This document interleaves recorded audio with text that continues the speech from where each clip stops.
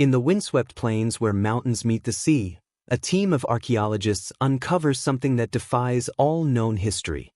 Beneath layers of soil and time, they find fragments of weapons, burnt armor, and human remains scattered in chaotic formation, signs of an ancient battle. But when they search the chronicles of kingdoms, empires, and tribes that ruled this land, they find nothing. No record, no inscription, no legend speaks of this war. It is as if a colossal clash, one that must have shaped nations, has been wiped clean from memory itself. The opening of the documentary draws the viewer into this haunting mystery, a battlefield that vanished not from sight, but from the very pages of time. The narration lingers over the eerie silence of the site. The ground, darkened by centuries of decay, still whispers of fire and blood. Shards of bronze glint under the sun, an unnatural mix of designs from two distinct civilizations that, according to every known record, never even met. The air feels heavy, as though carrying the weight of forgotten screams. This is not just an archaeological discovery, it is a ghost story written in earth and bone. The camera sweeps across the barren landscape as the narrator poses the first haunting question: how does a battle disappear from history? The story then pulls back, drawing the viewer into a wider panorama of mystery and human curiosity. We meet the lead historian, standing amid the ruins, his voice trembling with awe as he explains how this discovery challenges everything we thought we knew about ancient warfare. The battle site lies between territories once controlled by rival empires, but there are no records of any conflict here. Every piece of evidence, charred soil, arrowheads, shattered shields, points to a large-scale engagement, yet no historian, no ancient scribe, and no oral tradition remembers it. It is as though two mighty forces fought and died here, only to be deliberately erased from existence. The tension deepens as the documentary introduces the theme of historical silence, the deliberate erasure of memory. We are reminded that history is written by the victors, but sometimes there are no victors at all. The ruins suggest total annihilation, both armies destroyed, their leaders killed, their homelands left too ashamed or broken to preserve the truth. The narrator describes how the absence of history can speak louder than any preserved text. What drives a civilization to hide its own defeat? What fear or shame could silence an entire world about a battle of this magnitude? The tone here shifts from curiosity to reverence, from academic interest to almost spiritual unease. The visuals blend archaeology with imagination, reconstructed battle lines fading into dust, helmets half buried beside cracked bones, banners reduced to ash. As the narrator reflects on how fragile human memory is, we feel the tragedy of those who died not only without victory, but without remembrance. Their sacrifice was swallowed by time, their story exiled from history. And yet the earth remembers. Every broken blade, every scorched arrowhead, every ancient wound carved into the landscape testifies that this was real, that men once fought here, bled here, and vanished into the silence of oblivion. As the music swells, the narrator's tone hardens with purpose. This is not a tale of myth or speculation. It is a reconstruction of a lost war, a confrontation so devastating, so politically inconvenient, that it was buried by those who survived it. This is the beginning of our journey into the battle that vanished from history. The first mystery has been set, the first question asked, and the stakes made clear. If this forgotten war truly happened, then history as we know it is incomplete, and the truth waiting beneath the soil could change everything we believe about the ancient world. Centuries before the silence fell over that desolate battlefield, the world was teetering on the edge of transformation. Across a vast expanse of mountains and fertile valleys, two powers had risen to dominance, each convinced that destiny favored them alone. To the west stood a disciplined, old empire, structured, wealthy, and confident in its divine right to rule. Its rulers boasted of lineage stretching back 1,000 years, its scholars believed in the permanence of their civilization, and its generals trained in doctrines refined over generations. To the east, however, a younger kingdom was growing with terrifying speed, driven by ambition, fueled by revenge, and forged through survival. Theirs was a culture born from hardship, from raids and sieges, from the belief that only through conquest could peace ever be earned. Between them lay not just a border, but an idea: who deserved to inherit the future. The documentary brings this world vividly to life. We see bustling markets in marble cities, royal courts filled with intrigue, and caravan routes linking faraway lands. Trade thrived between these empires, gold for silk, iron for spices, but so did suspicion. Every envoy's smile hid a blade behind it. The Western Empire, proud and unbending, saw its Eastern counterpart as a dangerous upstart, an uncivilized imitator daring to challenge its supremacy. Meanwhile, the Eastern king, young and restless, saw his neighbors as relics of a decaying world, a fading empire that clung to its glory like an aging warrior polishing his rusted sword. The tension between pride and progress, tradition and ambition, was no longer confined to words. It was seeping into every border skirmish, every trade dispute, every whispered rumor at court. Religious and cultural contrasts deepened the divide. The Westerners worshipped a pantheon of gods tied to stability, order, and law. The Easterners followed a fire cult that celebrated renewal through destruction, believing that through burning the old, the world could be reborn anew. Priests on both sides called the other blasphemers, proclaiming divine support for their own cause. Prophets and seers predicted a great reckoning, a storm that would sweep across both nations. Slowly, what began as trade rivalry turned into something sacred, a holy war in the minds of men who sought both power and purpose. The narrative then moves to the courts of kings, where ambition takes human form. In the West, an aging emperor struggles to hold his borders as internal politics rot his empire from within. Advisors plead for diplomacy, generals demand action, and the old ruler hesitates, haunted by the ghosts of past wars. In the East, a fiery young monarch ascends the throne after his father's mysterious death. Charismatic and ruthless, he vows to carve his name into eternity, to achieve what his ancestors could not: the total humiliation of the Western Empire. His generals, many of them veterans hardened by frontier wars, rally behind him. The sun rises from the east, he declares to his army, and soon it will set over our enemies' burning cities. Through this section, the story becomes deeply human. It's not just about armies and empires, it's about ego, faith, and fear. Both rulers are driven by visions of destiny, but blinded by pride. The emperor fights to preserve what he believes is eternal. The young king fights to destroy what he believes is decaying. Historians later would call it inevitable, the slow tightening of fate's noose. The narrator's voice deepens as he explains how every decision, every miscalculation, every ignored warning led the world one step closer to the battlefield that would erase them both. Diplomacy soon collapses under the weight of arrogance. Ambassadors sent to negotiate are dismissed or executed. Border forts are reinforced. Scouts vanish into enemy lands. Rumors spread of an Eastern army massing beyond the river valleys, its soldiers marked by crimson banners and strange war drums that echo at night. The Western court mocks the threat, calling it noise from the wilderness. They laugh at reports of barbarian discipline, unaware that the enemy has studied their every tactic, their every weakness. Meanwhile, the Eastern king interprets the laughter as an insult that must be avenged. As the drums of war grow louder, ordinary people feel the dread long before the kings do. Farmers flee from borderlands, temples are emptied of their treasures, and poets write verses about the coming fire. The documentary paints this buildup with both grandeur and sorrow: panoramic shots of armies mobilizing, priests blessing weapons, blacksmiths hammering the final swords. The narrator notes that war often begins not when one side strikes first, but when both sides believe they can no longer afford to be afraid. That moment had come. The section closes with a powerful visual sequence: dawn breaking over the borderlands. Two armies, unseen to each other but moving closer with every hour, march toward fate. Horses snort in the cold, armor glints in the weak light, and the sound of thousands of boots crushes the earth. The narrator's voice lowers to a whisper as he delivers the chilling transition. And then, one morning, beneath a blood-colored sky, they march toward a battlefield that history itself would forget. The morning of the march was deceptively calm. A pale mist rolled across the plains, blurring the horizon, muting the sound of distant movement.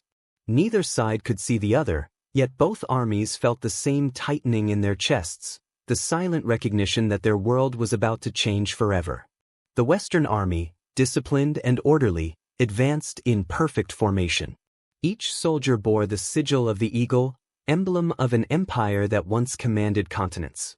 Veterans whispered prayers to the gods of their ancestors, while new recruits tried to mask their trembling hands.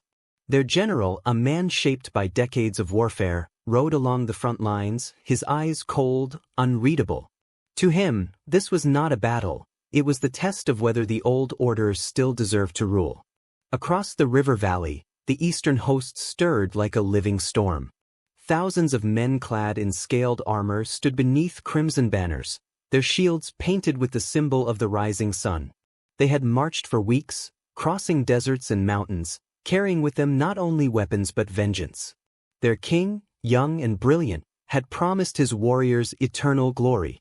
He spoke not of mere victory, but of renewal, that through this war, a new age would be born. To his soldiers, he was more than a ruler, he was destiny made flesh. The eastern drums thundered, deep and rhythmic, shaking the air. Scouts reported that the Western Army was near, separated only by a narrow stretch of forest and fog. Orders were given to prepare the lines, sharpen the blades, and ready the signal fires. The narrator explains that the road to the battlefield was paved with arrogance and prophecy. Each side had convinced itself of divine favor. In the Western camp, priests performed rituals of purification, anointing soldiers with sacred oil.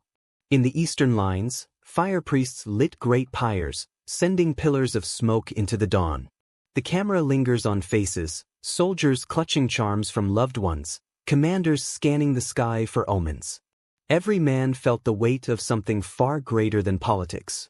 They were marching not only to fight an enemy, but to defend a worldview, a civilization, a sense of purpose. The geography of the land plays a crucial role. The field lay between two ridges, bordered by dense woodland and a narrow river cutting across the center. Strategically, it was a death trap. Whoever controlled the high ground would dominate the battle, but the fog made reconnaissance impossible. The Western general, confident in his experience, chose to wait for better visibility before advancing. The Eastern king, impatient and burning with pride, decided to attack immediately. That single decision would seal the fate of both armies. The narrator pauses here, allowing the tension to build, emphasizing how in history's greatest tragedies, the smallest choices often determine the outcome. The scene then shifts to the soldiers' preparations. We see the meticulous arrangement of shields, the feeding of horses, the whisper of prayers as blades are drawn from their scabbards. The narrator describes the eerie quiet before battle, the kind of silence that makes the heart race, when even the birds refuse to sing. Letters were written that morning, messages to families that would never be sent. A Western soldier, anonymous in the ranks, writes to his wife, "If I do not return, know that I fought for our name, for the world we believed in." His letter, found centuries later in a sealed urn, becomes one of the only surviving testaments of the day that would follow. Then comes the first tragic error. Scouts sent to flank the enemy vanish into the fog and never return. The Western general assumes they were ambushed and in anger, orders his cavalry forward prematurely. At the same time, the Eastern king mistakes the movement as a full-scale advance and commands his archers to fire. Arrows rain down, unseen targets hit unseen enemies. Horses panic, formations collapse, and chaos begins before either side even makes visual contact. The narrator underscores the bitter irony. A battle meant to prove glory begins instead with confusion, friendly fire, and fear. As the morning deepens, the sun begins to burn away the mist, revealing what no one expected. The armies are far closer than believed. They see each other suddenly, shockingly, at a distance too short for proper maneuver.